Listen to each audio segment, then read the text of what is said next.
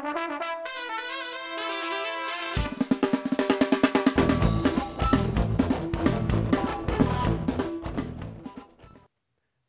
everybody. Welcome to another episode of the Boxscore Geeks Show. We have a latecomer today. Dre's not with me yet, but he will be joining us at some point. I am Patrick Minton, also known as NBA Geek on Twitter. To my left is Brian, who's usually the voice of God, but today is also the face of God. You can find him on Twitter at Boxscore Brian. And today we're going to talk about some interesting stuff. Who knows? I might just spend 60 minutes bitching about James Taylor. James Taylor, the artist, or James Dolan, the Knicks owner? Oops, James Dolan, who probably wants to be like James Taylor, the artist. He's seen Fire and Rain, I think, Patrick, but I don't know. We'll have to see. Has his horrific band actually done a cover of Fire and Rain? Because that sounds like... Okay, wait. We'll get back to James Dolan in a minute. We're going to talk a little bit about Jerry Rice. We're going to talk a little bit about James Dolan. We might actually talk about actual athletes playing basketball at some point today. And I think I might work in some things about the Clippers in there somewhere too.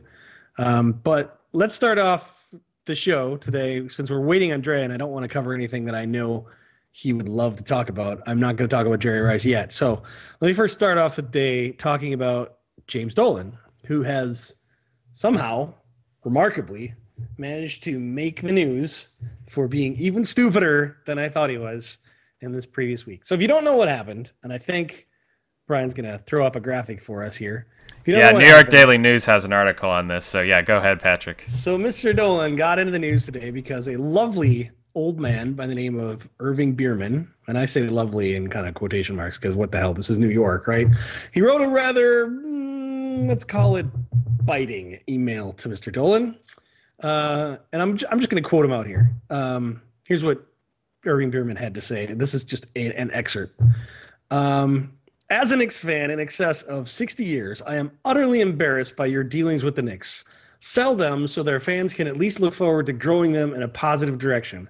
Obviously, money is not the only thing. You have done a lot of utterly stupid business things with the franchise. Please, no more. And I'm yelling because he put no more in capitals.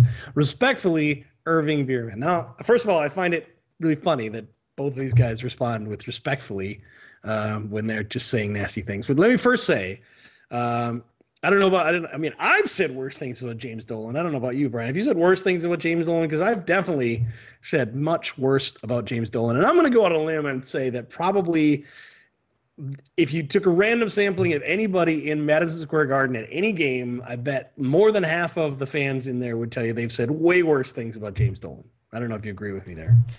I think that's a fair statement. I'd say he's kind of entered buffoon level at this point. That's sort of how I take most of his comments is buffoonish. The reason I say that is because I'm setting this up. I'm trying to set the stage for the idea that James Dolan probably hears this shit all the time. Like 7 times a day, 14 times on Sunday, James Dolan hears stuff like this. In fact, it's a wonder to me that he even bothers reading his email because I bet it is full of shit like this.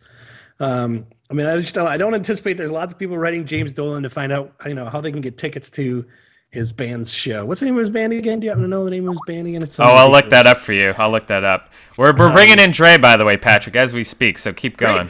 Dre, I'm glad you just bear with me, Dre. I'll just listen to what I'm saying, and you can join in a second. So what's interesting about it, and this is why James Dolan made the news, is his response to Irving Bierman. I hope I'm pronouncing that right. It might be Bierman or Bierman or anyway. So James Dolan's lovely response, and the thing I hope this is on screen because the grammar in this email is just amazing. You are a sad person. Why would anybody write such a hateful letter? Period. Not question mark. I am just guessing. No comma. But I'll bet ill bet your life is a mess, and you are a hateful mess. What have you done that anyone would consider positive or nice? I am betting nothing. In fact, ill bet you are a negative force in everyone who comes in contact with you. You most likely have made your family miserable. Alcoholic, maybe. I just celebrated my 21st year anniversary of sobriety. You should try it. Maybe it will help you become a person that folks would like to have around. In the mean space, while start rooting for the Nets because the Knicks don't want you. And I specifically said start rooting for the Nets because he put a fucking period in there for reasons I don't understand. Anyway, reading this letter, the thing I'm hearing about James Dolan is A, you're an asshole because why bother responding to, you know, a 73-year-old man who's saying the same shit that all of your fans say to you every day, and why bother responding with, you know, basically bowing to this fans level. And B, fucking learn how to write. You're worth $1 billion and you can't afford an education that teaches you where to put a comma or an apostrophe or hire a goddamn grade school teacher to fucking review your email before you press send. Are you kidding me? The entire universe of basketball fans already thinks James Dolan is an idiot, and somehow he managed to put out a letter that made me actually look at it and say, wow, James Dolan is stupider than I thought, because I would have previously, before reading this email, have thought that the bar can't possibly go any lower. But congratulations, Mr. Dolan, you lowered it by a huge margin. This letter is like, and I'm sorry, it's not just autocorrect. This letter is a fucking mess. Nobody with half a brain or a sixth grade education writes like this. And James Dolan does not have, you know, the excuse that he's, you know, a person who speaks English as a second language or anything like that. And this also isn't like just, you know, New York's casualness with the language. This is pathetic. I don't even know where to start with this. I'm sorry, I lost it a little bit. Trey, how are you? Doing all right. Yeah, I'm glad you let me in. I'm glad you didn't give me the Sullinger treatment, which was totally acceptable. And actually, that was what I told Brian right before he brought me on. We did start without you, so I hope your picture in the frame, I think you're this way. I hope you look good there. I'm not. Yeah, really he's right there. We got him in already. My hair looks a little silly. I've been all sorts of traveling, and I overestimated my ability to be on top of everything, so I definitely appreciate the show still going on. And you keeping, because we're trying to do the live and make sure it's a regular time. So I appreciate the show. Yeah, by the way, I apologize to our viewers. We started a bit late today because we, you know, kind of waited to the last minute to see if Trey would show up, and then finally I made the call. We should just go without you, and you join us later. That's what I like to hear. So let's talk about grammar for a second, because I know you. So, for the viewers, in our private dealings, Trey is always bitching at me about checking my grammar before I submit a post. He's like, "Well, it shouldn't cost you that much time to just shove your article into Grammarly or something else before you hit the publish button," and that's completely and utterly fair. So I imagine reading this email from James Dolan must have just triggered you, and you had like a post-traumatic break or something. So I like that point you made, because I actually had this moment earlier this year with the Hawks letter, when they were revealing the racist stuff. And I said, it makes me feel horrible when you read something terrible, because this is like a horrible letter, right? Dolan's response. Sure. And has it been confirmed, by the way, that was the only out, is that maybe this was a fake letter? Has it been confirmed that he wrote this? There's been no denial as far as I can tell. And I even saw, I was Googling the news, and I saw somebody from an NBA capacity say that the NBA will not punish him for this email. Let's see, what does it say? Nate Silver told the Post, Jim is just a consummate New Yorker. Jim got an unkind email and responded with an unkind email. So he's not going to. Nate Silver or Adam Silver? Adam Silver, I think. Okay, you think you said Nate initially. I was like, Nate Silver's going to bat. Did I say Nate? Oh, I'm sorry. Yes, no, I'm looking at an ESPN article from ESPN New York that is quoting Adam Silver as saying there will be no punishment, and Jim is just a consummate New Yorker who got an unkind email and responded with an unkind email. And I got more to say. If you try and arrest your 35-year-old basketball players on, the fifth night and 2 back-to-backs, well, that's like $500,000 or whatever, right? I mean, that's unprofessional. That was like $2.5 million, I think, for the that franchise. high? I'm gonna have to look that up. No, wait. It was $250,000 for the franchise, and then I think Popovich himself got a fine too, and I don't know how much that was. But the franchise had to pay $250,000. That's ridiculous. Yeah, $2.5 million was the maximum that they gave Sterling. By the way, I don't want to throw you under the bus with that comment, because you said that about the grammar. What I'll point out is when the site launched, we were very ambitious. This was, I think, 2 years ago at the beginning. We were like, we're going to get a preview out for every single team. and I handled like we all handled like 10. So like I was pumping out several a day, you were pumping out several a day. And one of the pieces of feedback we got was these are really typo ridden. And that was true because when you're trying to write 4 posts a day, you're gonna have typos if you don't have them edited. And so after that, I took that to heart. So I don't want to be like, I've always been the consummate grammar professional when I write and it's unacceptable. It's more going like even to what you're saying, it's like I view it as if you're going to write a blog and you want high quality material, you need good grammar. And like in this point, right, if you're going to try and fight a troll, which is essentially what he was trying to do here, right, you've got to do it the right way. And the minute you start delving into like being just as bad grammar, my advice, Dolan, you can read our new comment policy that I put up, which, as you mentioned, had some nice meta stuff.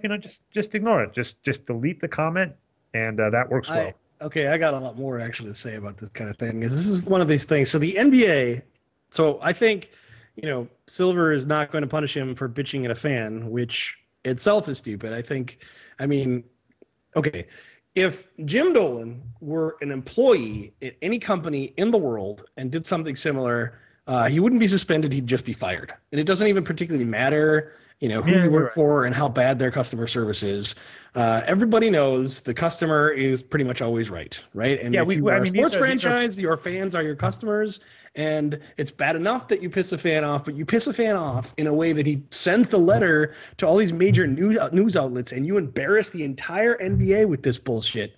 I would come down with the hardest fine I can give, because it isn't really about, hey, Mr. Dolan, you're not a nice person. It's about, hey, Mr. Dolan, you're a complete fuck up who embarrassed my corporation to the maximum, so I'm going to fine you. Now, Adam Silver is not the owner of the NBA, and James Dolan is not an employee, so things get weird. At the same time, it's still a crazy precedence. I mean, I can't read between the lines here, but to me, I think it's pretty clear that Adam Silver doesn't want to find James Dolan because Adam Silver doesn't want to get in a pissing match with other owners who might get upset and think, well, what if I voice my opinion? They're going to come down on me. And he wants to basically save his ammunition for when it counts. We bring Mark Cuban up. Like, what does Mark Cuban have to say to this? Because when Mark Cuban complains, right, Mark Cuban's like, hey, I bitch about referees. Refs cost me a playoff game and gets fined, and then which to me as an owner seems legit, right? You were saying this is my business, this is my livelihood, this is relevant to the job at hand, right? Whatever you want to say, you can agree, disagree, but whatever you want to say, that is an on-job discussion that seems relevant and should matter, and should also matter to the league too, because of the integrity of refs with Donaghy and all that. So when an owner basically attacks a fan and you do nothing, the precedent you're setting is don't complain about work, don't worry about your players' health. And don't even care about pissing off fans. And like, what kind of business model is that? Yeah, no, it's crazy, and that's actually what I was getting to, because the one of the big problems with the NBA's, well, the reason they do so many things that make us scratch our heads is because it's not a meritocracy, right? I mean, you look at guys like James Dolan, and I'm going to bring up Glenn Taylor because I think he's another great example of a man who has no idea how to run a basketball franchise successfully or how to make money with a basketball franchise. And that's bad enough. I mean, if you're in a franchise business, some franchise owners aren't going to be as good as other franchise owners. But the problem is the NBA gives guys like James Dolan and Glenn Taylor seats at tables where decisions are made that directly impact them. So Glenn Taylor is the guy in charge of the committee that voted whether or not Sacramento could sell its team to another guy who wanted to move them to Seattle, and that committee voted no. And it shouldn't be a big shock that somebody like Glenn Taylor didn't want to set a precedence of franchises being moved out of small markets into big markets, because he's an owner in a small market, right? He doesn't really want the Timberwolves to be moved in that way either, right? He doesn't want to have to worry about things like, well, why the fuck is the NBA in Minnesota? So why? And this is like 5 owners, and I think one was Glenn Taylor, and there was at least one other guy who was a small market guy. And the thing is, Glenn Taylor has for 20 years demonstrated his complete incompetence in running an NBA franchise, yet you give him the most important seat at the table to make a spectacularly big business decision that essentially cost the then owners of the Sacramento Kings around $200 million, because that's about how much more the offer from Seattle was. And if I was the owner, and not that the owners in Sacramento at the time were saints or geniuses either, but it seems crazy that we're giving these morons, that the NBA is giving these morons such important decision-making abilities. And Adam Silver's a bit of a tight spot, because basically I think the reason he's not finding Jim Dolan is because he doesn't want to piss off other owners by setting the precedent that I'll fine you for all these kinds of things. And he wants to save his ammunition for when it really, quote unquote, counts. But to me, what James Dolan did here, from a perspective of business dealing with fans, is hurtful to his business in ways that what Popovich did don't even come close, right? I mean, right now, if you walk down the street let's go back. If yesterday you walked down the street and asked everybody what they thought of James Dolan, the people who knew James Dolan would probably have a negative opinion. Today, you walk down and probably all those people will somehow hate him even more. And some of them are probably even saying, well, fuck the Knicks. I'm not going to watch the Knicks. Or I'm not going to go to it. Even if they get good, I'm not going to watch them now because James Dolan's an asshole. And to actually do things that alienate your fans that poorly is spectacularly unwise from a business perspective. And the commissioner should be, one of his jobs is supposed to be protecting the owners from their own stupidity. So it seems like he should be protecting them from James Dolan a lot. Oh yeah, well, James, one fun note, the last year the Knicks made it to the finals? 1997. No, wait, no. It was the year they lost to Houston, right? So that was 1994? 93? They was Jordan's third year before his first retirement, right? Yeah, because Jordan won 91. No. They made it in 1999 in the lockout shortened season with Marcus Camby. Oh, Marcus Camby. And guess what happened that year as well? By the Spurs, right? Oh, they were crushed. The Spurs have done that a few times, just crushed dreams. But that was the year Dolan acquired them. There's nothing more poignant than that to me. The last year, the 1 year where he had no influence on the roster was the year they made the finals.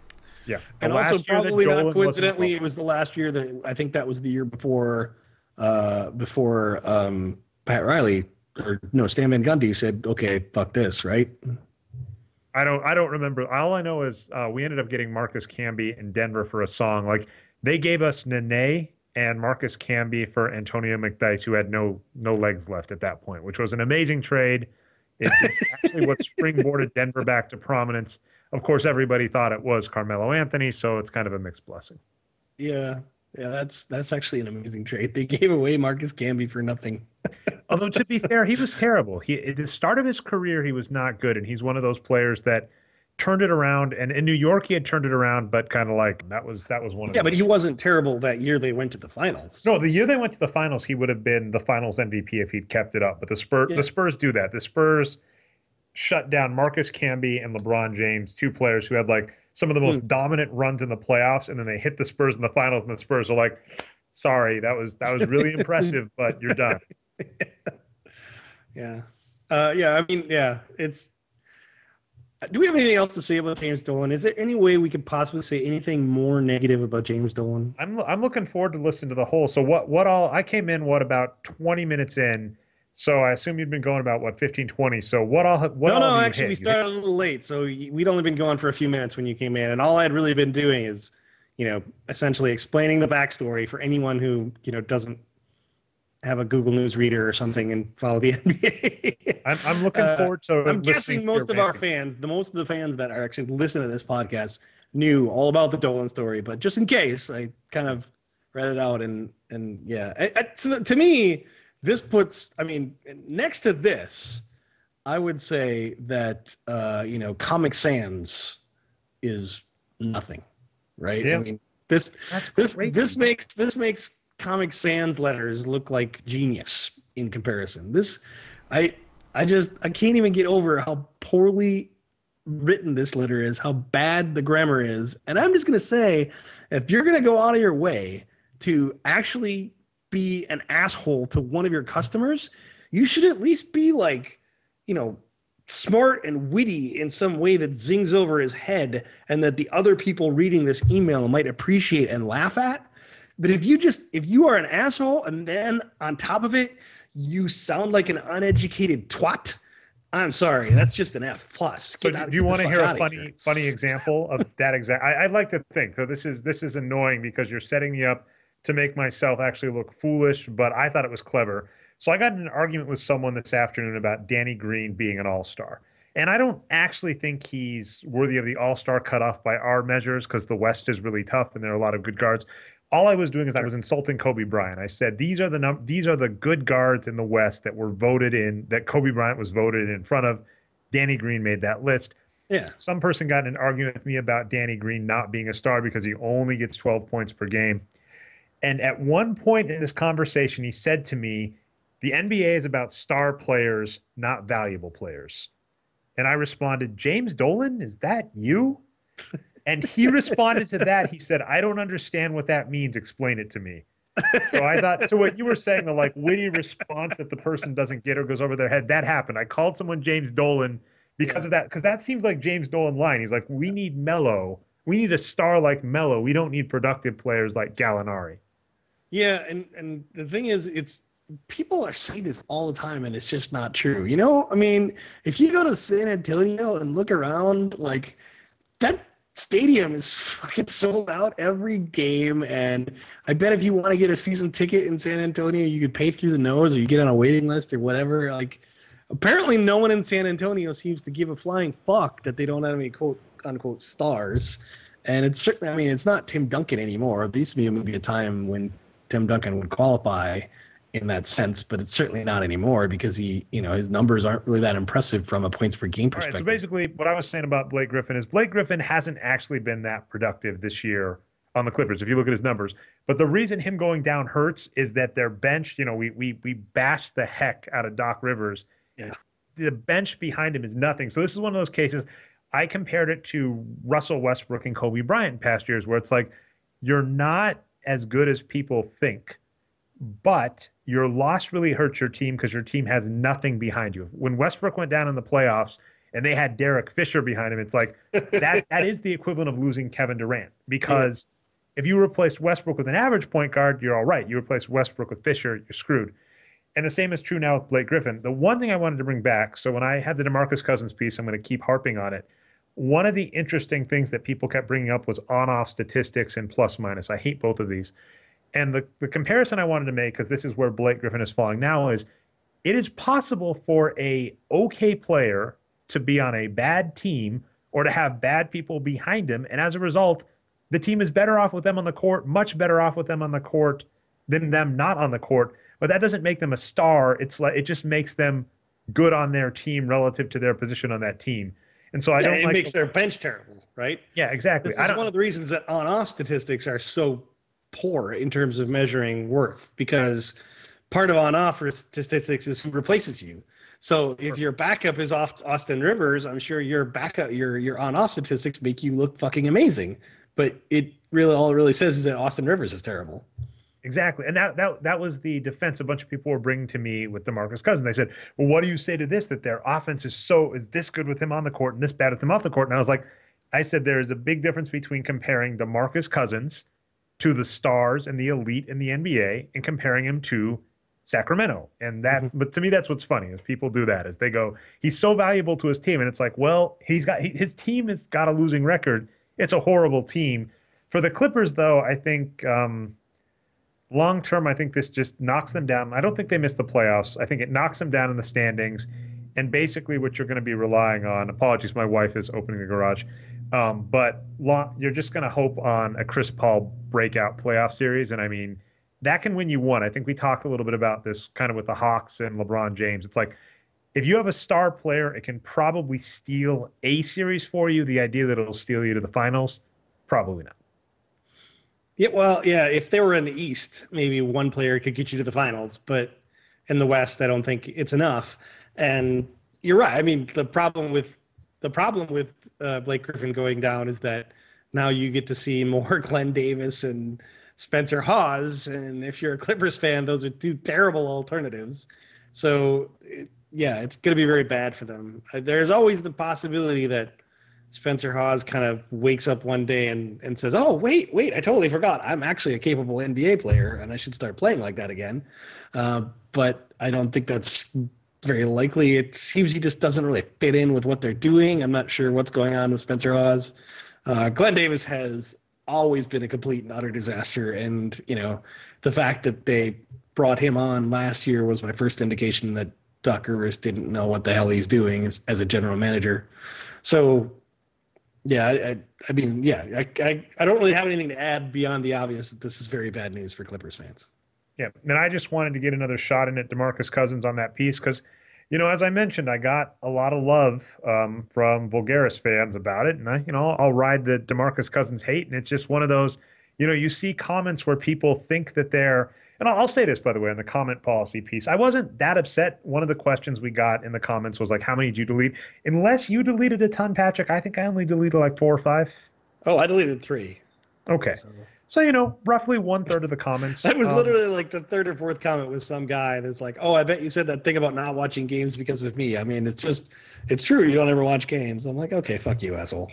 It's okay, whatever. To be honest about who was it directed at, because you said who think it's directed at them. There are a few commenters that, I'm not going to lie, and I don't want to name names or whatever, that it might be directed to, but there are 2 interesting facts I've noticed, which is anytime I've brought up like comment policies where I'm like aggressive to a group of people, it didn't happen this time, but a few times in the past, Wages of Wins, I've done this, and someone who I was actually talking at came into the comments and said, I agree. And I was just baffled because I was like, I was talking about you. And in this case, it was actually motivated by, I was going to give a rant last week, and then I basically let me rant so much on DeMarcus Cousins, I was like, I'm going to let it fly. The person who inspired this, and it wasn't directed at them in the sense that they were screwing up the comments, was a Twitter person named Duno, who I was following and stopped following since. And basically, they were kind of going off on, you guys have a pig-headed, adherence to one stat, and you're hurting the industry, you're hurting the stats movement. And that kind of compiled with some of the thoughts I've been having in the comment section. Yeah. So my response to the whole you're hurting the stats movement thing is, well, if the stats movement is full of fucking shit, then I'm glad I'm hurting it. Because I'm sorry, if you're out there spouting nonsense that's completely wrong, I don't really want your movement to succeed, so I'm perfectly fine hurting it. Well, what I'll say too that bugs me is, so we know this, and it hasn't happened as frequently, maybe because we've bore allegiance. We've picked up the flag of the ESPN watch, and every week we wave it proudly. We haven't gotten as much ESPN love as we did in the past. But, the simple fact of the matter is we see the analytics, and anytime we get a spike from just a link in an ESPN piece, it's such a big boost that if you honestly think our blog is big enough in realms to all the other blogs out there, all the mainstream ones, the Yahoo Sports, the ESPNs, the 538s. Someone compared us to 538, which I found a little offensive, but then also just went based on size. I'm like, you don't seem to realize the difference in magnitude here. Like, if you're mad at us and them equally for bad analysis, which just isn't true, well, hate to tell you, they're reaching way more people than us. So why are you worried about our blog? So, yeah, I mean, it's definitely true. We are a fringe blog.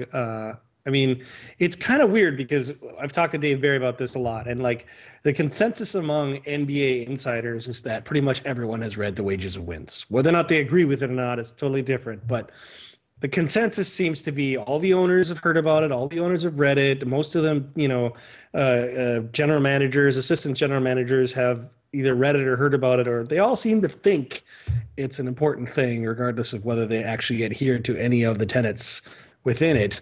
But the mainstream populace doesn't know a thing about this kind of stuff. And I mean, even the sort of more esoteric things, more mainstream things than are kind of esoteric stat, like, wins shares, for example, which is on Basketball Reference, isn't something that the average NBA blogger reads. I think that, or they use it and they don't get it, because this always bugs me is if you use defensive win shares, in the same breath, people will use defensive win shares, which, by the way, just so you're aware how this works, I've looked at the math, I've broken it down with Arturo.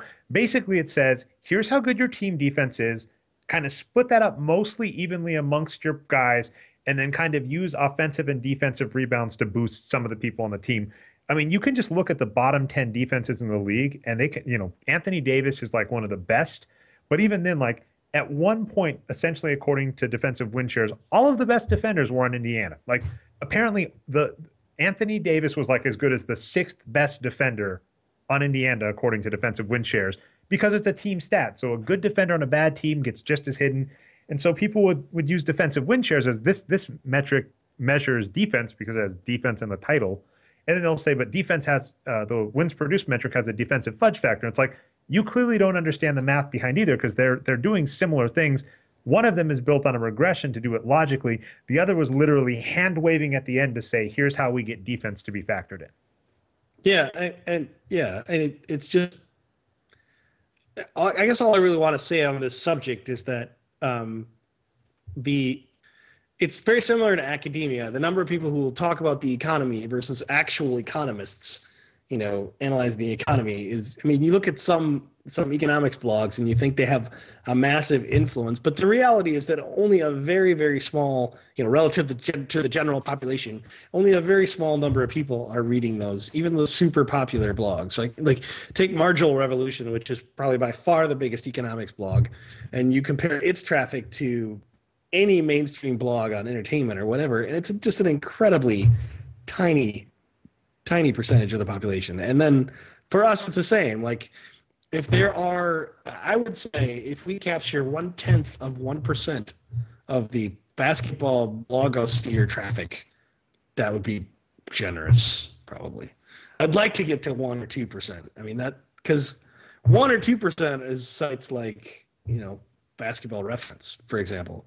Like Basketball Reference gets a ton of traffic, but when my dad browses the internet to read about the NBA, he's not going to basketballreference.com, right? So for anyone to get upset at us for our influence on the stats community is a little misguided. And again, I'll just repeat what I say is that, I'm not going to let you get away with saying things that are blatantly untrue and unscientific just in the name of, advancing the basketball stats movement, because that's how we end up with, shit like on-off statistics and PER. It's there's no benefit to that. That's not why I started this. I started this as an evangelist who wanted people to understand that the way the mainstream, and even a lot of people who aren't mainstream, the way they think about basketball is false. That is my message. The way people are thinking about basketball is false. There is a better way of thinking about basketball. And there is no way to put that message out there without sounding arrogant. It's just not possible. Like there's no way I can come in and say, hey, we're all one big happy family. What about offensive rebounds? That just doesn't work. It practically is impossible for me to explain to somebody that plus minus is a meaningful stat. It's not. It has no meaning in the context of a game. And in the context of a lifetime or a career, all it really says is how likely you were on a winning team versus not a winning team. Absolutely. How many times have you seen the line where I've seen this happen so many times where some blogger is summarizing one player's game and they'll be like, this player, shot 10 for 12 for 20 points and had 18 rebounds and 4 blocks, but a -6 plus minus. I'm like, are you fucking kidding me? Do you really think that plus minus has any meaning given the list of stats you just listed about how dominant this player played in that game? And even the inventor of things like adjusted plus minus, I've seen the inventor of adjusted plus minus get in a Twitter argument with me and say you need at least a year to get meaningful data from adjusted plus minus. And that same inventor did the whole thing where he's blogging a game and gave me halftime plus minus fucking stats. And I'm like, you just said that was meaningless without a year's worth of data, and now you're quoting a halftime plus minus line as if it's meaningful. I'm sorry, I just can't let you pass on that. I can't just say, oh, but we're all one big happy family. In the name of advanced stats, I'm going to promote you. That's bullshit. Well, yeah, I think I said that too. Like the thing about Basketball Reference, and this makes it rough, and this is the whole, compromise versus, say what you want to do. And I'm kind of glad, I think we're on the same page on that, because for me, it's like Basketball Reference now has PER, win shares, BPM, and VORP, which I believe is based on BPM. As I said, they've Whoever's in charge of your stats on the site, I'm sorry, when you went that direction, I saw that and I just shook my head and said the little hope I had for you is gone. But when you list those multiple stats together, they use the same ingredients, and if they say different things, I mean, the metaphor that came up in my head when I was thinking about this. By the way, move us on whenever, Patrick, because I got on a brief. Oh, I'm about to cut you off, but I'm gonna let you rant a little bit. I'm gonna let you finish. I was gonna say, imagine if a game ended and they said the Warriors won 110 to 109, amazing outcome, and then you read another piece of paper that said last night the Warriors lost 107 to 111. That's what's happening when people do this. They're basically saying, if we just allow different interpretations of the same reality, we can say lots of stuff. It's like, well, you're right, but it's not our fault that the rules of the game say, here's how we count stuff. Okay, so what do you want to move to next? Let's talk a little bit about Jerry Rice. Yes, so, I love this. Yeah, I purposely didn't start the show with this because I wanted to make sure you get in on this. So Jerry Rice did a couple things this week. Apparently he got himself in a little hot water and then got himself in even hotter water. So first, early in the week, Jerry Rice criticized the New England Patriots as cheaters, if I'm not mistaken. Correct me if I'm wrong. Actually, the order was a little different. In the beginning of the week, he admitted that during his time, I forget the product's name, I think you're looking it up, but it's basically a spray you can put on your gloves that's basically glue. Stick them. Yeah, stick them. And so you can spray it on your gloves so it helps you catch the ball better. And he admitted to doing that. And if you basically look, the NFL, I think, outlawed it in 1981, and his career was, I forget, 83, 85 on. So basically, his entire career, he was cheating. And he said, yeah, I cheated a little. And if you read what he said he did and what the rules of the NFL said during his career, it's basically it's like Lance Armstrong saying, yeah, I cheated a little. Well, it gets worse because he went on to claim that everyone did it. Okay, that's fine. I mean, that's fine. I'll give him that. No, but it isn't, because Chris Carter, another Hall of Fame receiver, came out and said, fuck you. You're not speaking for me. I never did that. And if you did, you're a cheater. So there's a kind of, now Jerry's in this kind of weird situation where he's like, well, I just admitted to cheating and I just claimed everyone else is cheating, except some people with very prominent voices are saying they didn't cheat. So I'm kind of, what am I, like a sort of cheater? A maybe cheater? I'm not sure. So there's that. And then I think after that, he called New England cheaters. Yes. Because of, I think he said, if they did such and such with the deflating of the balls basically or whatever, said, then they are cheaters. And the like hubris of that, because the logic he gave was that deflating the balls made them easier to catch. Which the very thing you were doing, I mean, like, we can get in an argument over deflated balls. I think, of course, it does, because that was his argument. It's, they're slippery, whatever. I'm just going to trust the experts here. If the experts say a deflated ball is easier to catch, then fine. They've caught more footballs than me. I'll agree. But I'm saying there's no way you can argue putting glue on your hands. There is no way you can be like, well, I don't think that helped me catch a ball better. Yeah. It's like a cartoon. That was in the that movie, The Replacements. That was one of the things they did. They like smeared glue all over his hands because he couldn't catch. Yeah. I think it's painfully obvious that would help you catch a ball better, and there's not really any point of debating that. But what's interesting about this, and the point that you brought up, is that we see all the time that ex-players, once they get into the commentator booth, tend to just kind of forget about all the things they did as players, and suddenly they become critics on a pulpit who are completely, or appear to be completely ignorant about their own backgrounds. The classic you brought up was Charles Barkley criticizing a player. I forget who it was, and it doesn't particularly matter. He criticized a player for making bad decisions. This is the guy who did a Nike commercial all about how he did not want to be a role model because of all the crazy shit he did.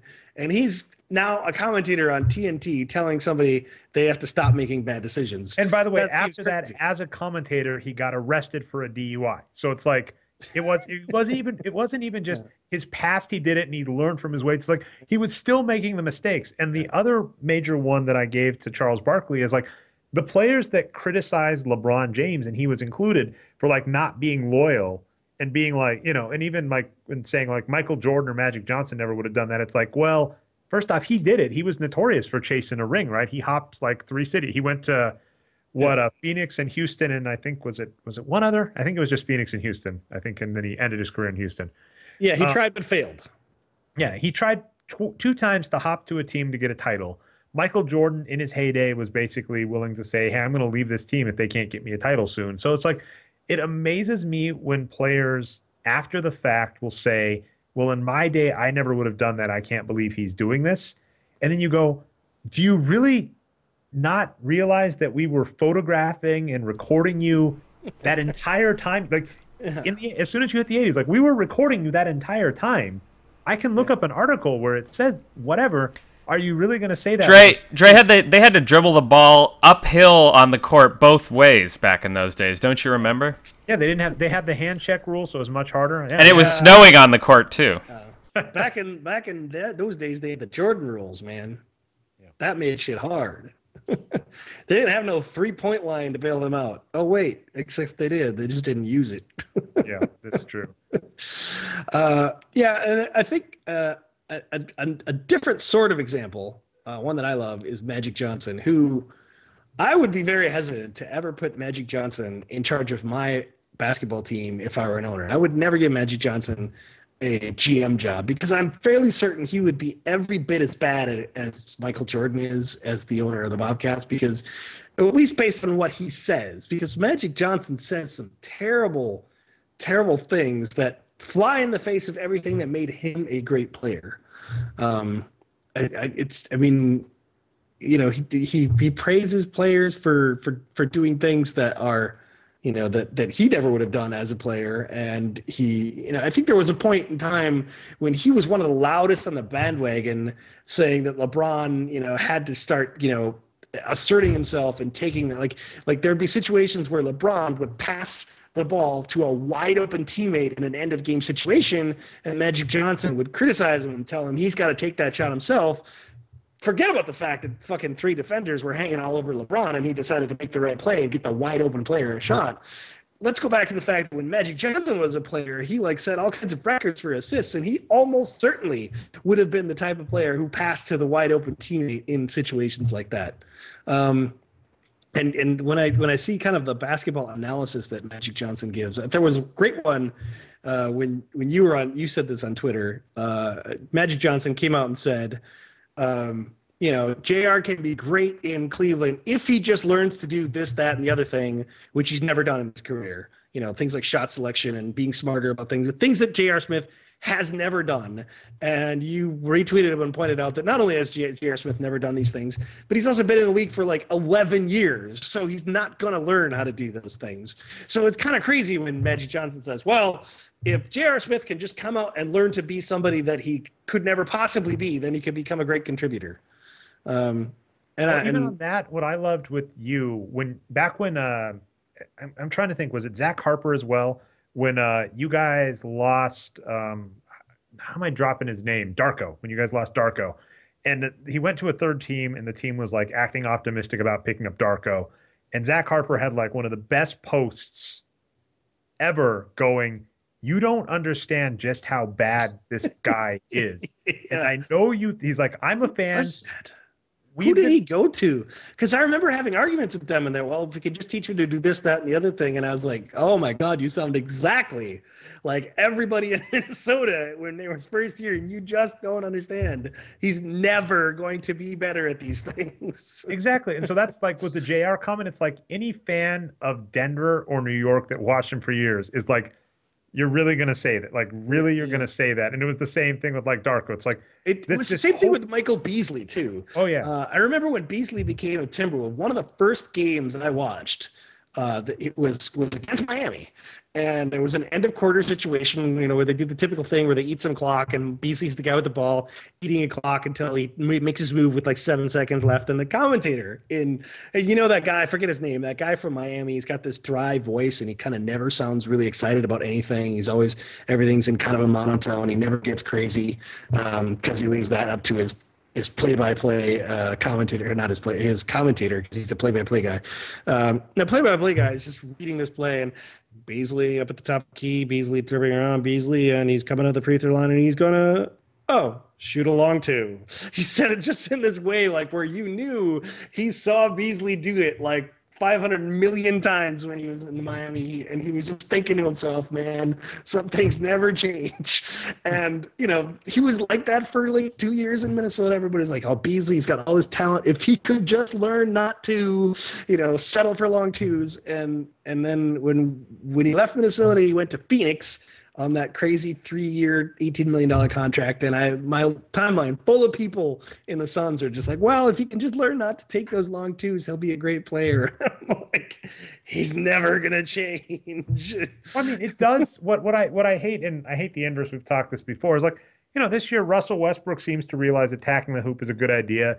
This year, Klay Thompson seems to be realizing taking long twos instead of threes is a bad idea. So they're both doing well, and everybody's pointing out, "Oh, look, you were wrong." And it's like, okay, those changes happen, but you don't come knocking on our door every time Michael Beasley, when we're like, "Good luck with that." Like, I didn't get people congratulating me, going, "You were so right. Michael Beasley was still stupid." Well, and Klay Thompson's young enough. This is his 4th year now, where you can say, okay, maybe he just needed a coach to drive some sense into him. And Klay Thompson also had some skills that Beasley never had. Like, regardless of the poor decisions Klay Thompson made, the man shot like 43% from 3 over 3 years. Like, he's clearly got a great skill set there. If he could just, but the thing about Beasley is, like, people said all the time he's got a great skill set, but I didn't see the numbers anywhere. Like, he wasn't actually very good at driving the hoop because he lost the ball so often when he tried.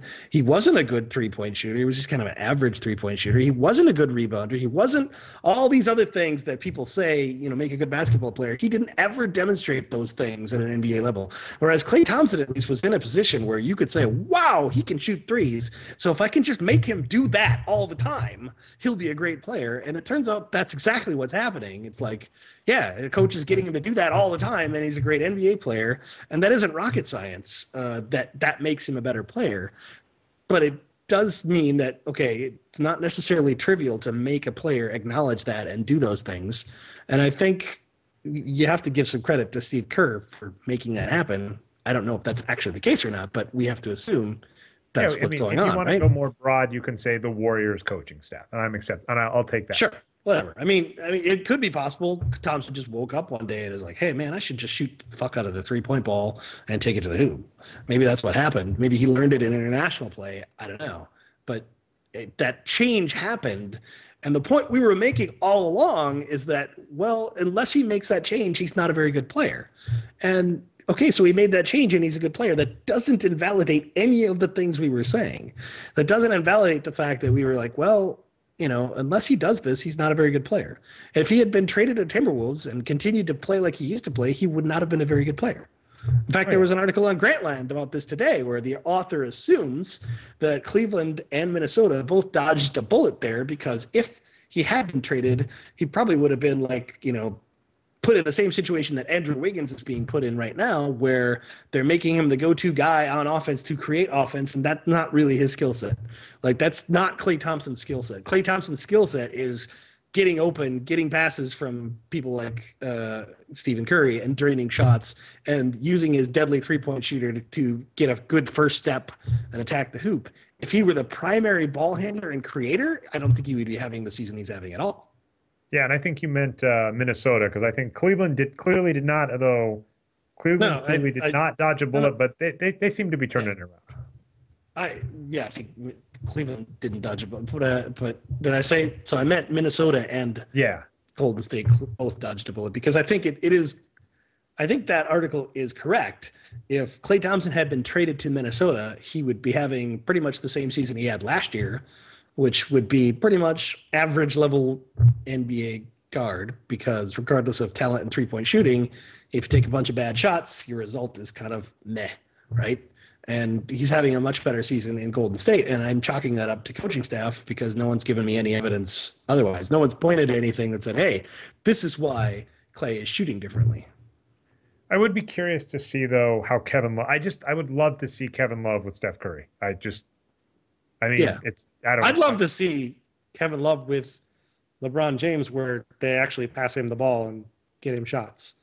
Yeah, that'd be good too. He's had plenty of games where he's like gone, 2 for 8 or whatever. And the thing is, because Love's game relies on getting to the free throw line to boost his offensive efficiency. If you only give him the ball 8 times, you're just setting yourself up to live with some crazy variance, right? Because I mean, he's just not getting a lot of opportunities to attack the basket and get to the line and things like that, right? So if you're just giving up on those nights where he starts a little cold and he goes like 1 for 5 or whatever, then you're not maximizing your Kevin Love efficiency. So by the way, the sad truth, I don't know if Arturo's still going, but you and I are not attending SLO, and I had other work come up and ended up canceling on the 30th just because that was the last day to get a refund. And unfortunately, Jeremy Britton was going to go and then had the gall to have a second child. So congratulations, Jeremy. But congratulations. Jeremy, who usually produced our shirts when we went, he and I were talking a little, and we still thought it was a possibility for me to go. And the shirt we were thinking of making for the Warriors, because last year at Sloan, I ran into Steve Kerr before he was the coach, but he was talking to Bob Myers, and I ran into both of them. And the first thing that happened is Bob Myers said, when I asked for a picture, said, "Well, you're wearing a Rockets shirt," because we were wearing the Maury Ball shirt. He said, "I don't know, you're not wearing a Warriors shirt." And I said, "We'll get you one next year." And so the shirt Jeremy and I had been discussing was variance happens. Because a team that just shoots a ton of threes like that, and you have a Klay Thompson get 37 points in a game, variance happens. That was quarter. Let's not sell Klay short here. And guys, about a minute ago, I put up Klay Thompson's shot chart on Basketball Reference from this season, and he is currently getting assisted 88.9% of the time on his threes, and he is taking more threes than any other shot location. So yeah, he's not a creator this year. So, by the way, I disagree with that assessment. Okay, good. Okay, I disagree with the usage of the word creator, and I'm at fault for using it myself because Klay Thompson is creating shots just like Kyle Korver is creating shots, because all Klay Thompson has to do is run around the court and tire out his defender, who gets sick and tired of following around screens. And often enough, when Klay's running around a screen, he's got 2 guys following him, because not only is his man, but also the man defending the screener is like, oh shit, Klay Thompson, right? So he creates plenty of shots just by moving around the court and being threatening. Just like Kyle Korver creates plenty of shots. So this whole shot creation thing, what I'm saying is that if he was if they were running the style of offense like they probably would in Minnesota had he been traded, where they're like, okay, a point guard comes up and then makes an entry pass to the shooting guard, which this year is Andrew Wiggins, but could have been Klay Thompson, and then the point guard basically says, okay, show us what you can do. And then that would lead to really bad offense. Whereas what Golden State right now is really doing, where they're keeping the ball primarily in Curry's hands and moving off the ball with incredible efficiency, is leading to great shots. And Klay Thompson is definitely creating his share of those good looks, because he's just a shooter. He's a guy that, exactly like it is with Kyle Korver, every time they come down the court, that defense is thinking, let's just not give Klay Thompson any open 3-pointers, guys. Anything else? Okay, but let's not give Klay Thompson or Stephen Curry open 3-pointers. And we're good. Any defensive possession that ends in a shot other than a Stephen Curry or Klay Thompson open 3 is a win when you're playing against Golden State. And so by the way, because we I brought up the common policy again, and we do run into issues about not taking criticisms about the metric. We didn't make it, first off, but second off, if you want an example of a person to follow, if you want to criticize metrics and stats and analysis, Ari Caroline is amazing. And so he's one of the few people that I just have the utmost respect for when he looks at any basketball stat, including wins produced, and says, here are my thoughts. And, he's done some position stuff. So, one of his arguments is, if you look at responsibility and cluster by that instead of what Yahoo Sports classifies him as, that can give you a different interpretation. One of the first questions he had in this one, and this one I've had a lot of questions on as well, and I think you wrote a post way back in the day. I think it's still up, Patrick. I'll try and find it for the links, about assists. His question is, the way the wins produced formula handles it is, an assisted shot, the shooter gets full credit for the shot. The assister gets credit for basically a portion of a 2-pointer. That's how it works. And there's a little bit of smoothing, basically saying, like other stats, assists like rebounds you expect to happen. So there is some team smoothing where it just says, we expect some assists to happen, so we credit you based on your assist rate. We credit you for basically a 2-pointer, and then the shooter gets full credit for the shot. But one of his questions. Well, it's not quite a 2-pointer though, because it's based on the number of points, not so. I think it's just straight two, but I mean, I don't want to get if I'm wrong, I'm wrong, and we'll link to the calculating. I don't want to get bogged down in the minutia. Okay. But what I was going to say is when you pointed out that stat, and I think you and I are saying the same thing, that 88% for Clay being assisted. Well, yeah, part of that is Curry being amazing. And other players on the Warriors as well being amazing at passing. But part of that is Clay being able to get open with a lane to him on the 3-point line. And that is one question that we've been asked and actually interests me a great deal, which is how is it possible for assists in some case to just be like, yeah, this was the passer versus actually that assist should go to the shooter, because the reason that assist happened is they got in the correct position and it was basically just like easy mode. Yeah, it's interesting that you say that. I mean, it's very similar to what we say about Tyson Chandler all the time, where a lot of people bring up this argument Tyson Chandler is not a great offensive player, to which you and I always say he's a fantastic offensive player, because there's a reason when he's on the team gets more alley-oops than ever, because he's great at cutting to the rim and anticipating when the point guard is going to be able to pass him that ball and getting free of his man to get in a position to get a dunk. And that, just because he only takes 7 shots a game doesn't belittle his shooting efficiency, because there's tons of other players who don't shoot and who still suck at shooting. Mark Madsen being my favorite guy to drag up out of the depths of history, but the league is full of guys like Jason Collins and Mark Madsen and other guys who never shot and who also can't shoot, even when those few times a game they do get an opportunity. And to me, what Klay Thompson does is very similar to what Tyson Chandler's doing. Chandler's cutting to the rim, but Klay Thompson's looking for a spot on the 3-point line. Both of those skill sets are valuable in that you can't just it's not just anybody can do it. I mean, it's easy to say, well, sure, if somebody was passing me the ball wide open on the 3-point line, any NBA player could hit them all, except any NBA player doesn't get wide open on the 3-point line. And if you think about it, it's remarkable how many open shots Klay Thompson gets, given that every defense playing is got to be concentrating really hard on not letting him do that. I mean, it's kind of amazing how many good looks that offense gets for both Klay and Stephen Curry and Draymond Green. And yeah, a good reason is that they have 3 threats or 4 threats on the court at any one time. But still, I mean, when a defense is trying that hard to not let you have a certain shot, and yet you still get so many of them good looks from there, you must be doing something that requires skill. Oh, absolutely. And one thing I'll say, because I've got to see Klay in person, he's amazing. If you were talking like shootouts, like pistol duels or whatever, Steph Curry has one of the quickest releases. It's not right how quickly he can get set and release that ball. Like it baffles my mind. No way. Aaron Burr is the fastest of all time, Dre. Come on. No, sorry. Keep going. Fair enough.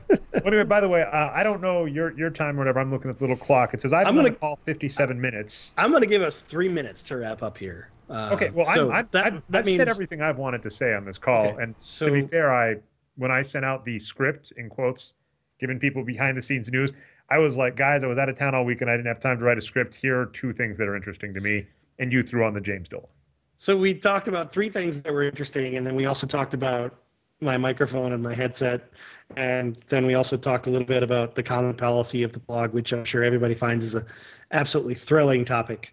So let's talk about what we want to do for shout outs this week. So I'll give it a start. I want to shout out to Zach Lowe, who had a great article on Grantland about basically the 6-7 teams who have any shot at all at that 8th playoff spot in the least. And I mean East, not least. Sorry, a little slip of the tongue there. Anyway, I thought it was great reading. It had some really cool analysis, and I think everyone should check that out. It's a great article. So that's my shout out for this week. You want to shout out to anybody? Well, I'll definitely. Okay, so there's 2, and by the way, the second one's a sad and somber note, and I do have an anecdote, so actually I may take a little longer than the 3. You're on the clock. You're on the clock. Come on.